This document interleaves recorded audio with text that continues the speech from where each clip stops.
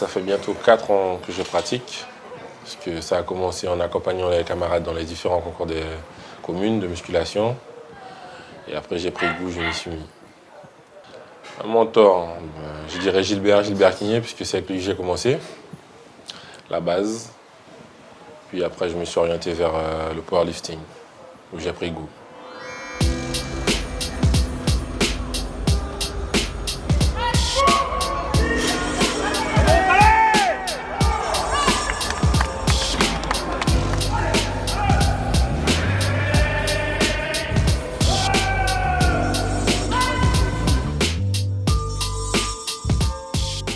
On est parti pour une nouvelle aventure, pour essayer. Et arrivé sur place, en voyant les performances des autres compétiteurs qui sont professionnels, eux, on a réfléchi, on a analysé, puis on a vu que c'était possible. Donc on s'est lancé, on a donné le max et puis ça a fini comme ça. À la base, je voulais finir champion du monde. Donc cette année, on y retourne encore. Cette année, ce sera à Orlando, aux États-Unis. C'est finir champion du monde. Moi, je pourrais dire que j'ai fini au moins une fois champion du monde. Là, je suis double vice-champion du monde. L'objectif, c'est de finir champion du monde.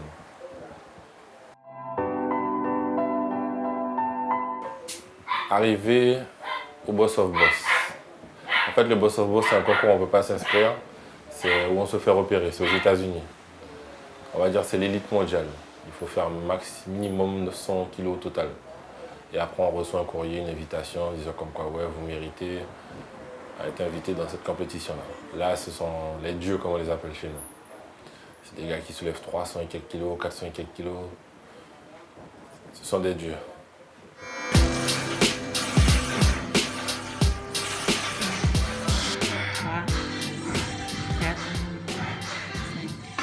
Le powerlifting, c'est un sport très difficile parce que physiquement, soulever des charges lourdes, c'est pas évident. Il faut une hygiène de vie différente, une alimentation, des compléments. Et en échange, ça permet de maintenir le corps en bonne forme. Donc tant que je pourrais le faire, je le ferai. Puisque au championnat du monde, on a eu l'exemple. On avait des powerlifters de 75 ans. Donc, il nous a dit qu'il avait 45 ans de pratique. Donc je pense qu'on va essayer de faire pareil le plus longtemps possible. Déjà au championnat d'Europe, j'ai fini vice-champion d'Europe, donc j'étais un petit peu plus connu.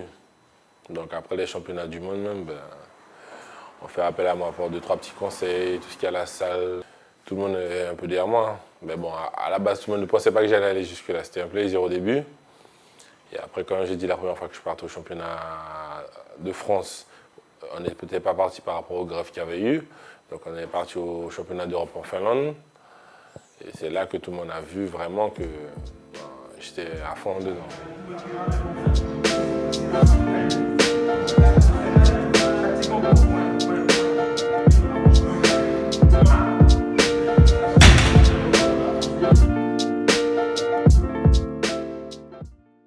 Au powerlifting, c'est de la force, donc peu importe, on ne compte pas l'esthétique.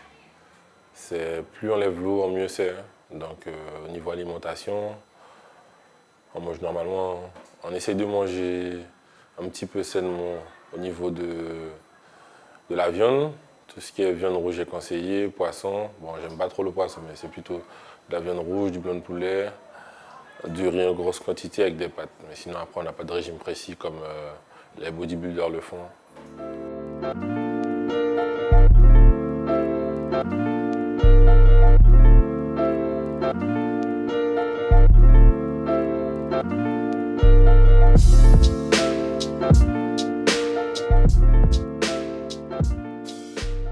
Si j'ai un conseil, je vois qu'il y a beaucoup de jeunes qui foncent dans la musculation tête baissée.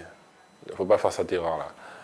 Instruisez-vous, lisez beaucoup, ne pas avaler n'importe quoi, parce qu'on a tendance à dire que oui, la musculation c'est des produits, après on peut devenir handicapé, ceci, cela.